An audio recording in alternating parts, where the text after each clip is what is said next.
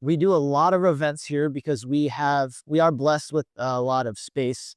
So we do weekly, especially during the warm seasons.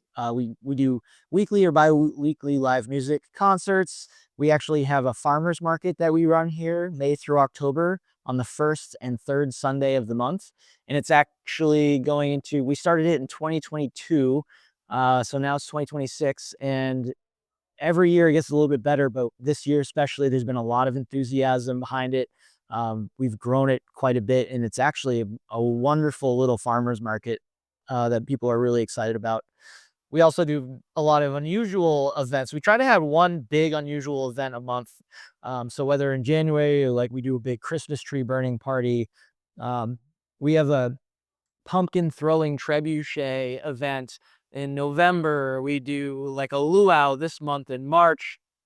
Uh, so there's always like some kind of big event. And we actually, for the first year ever, are doing our first beer festival. And that's going to be called Logjammin VI. It's not our original beer festival. Um, Logjammin is the brainchild of a very successful brewery in Philadelphia called Human Robot. And this year, after doing a collaboration with them and having them up here, they kind of took a look around and said, this would be a great place for a beer festival. And they had been wanting, I think, to make this beer festival a traveling show and sort of encourage other brewery industry friends to take turns maybe hosting it. So we're going to be the first brewery outside of Human Robot to host Logjammin VI.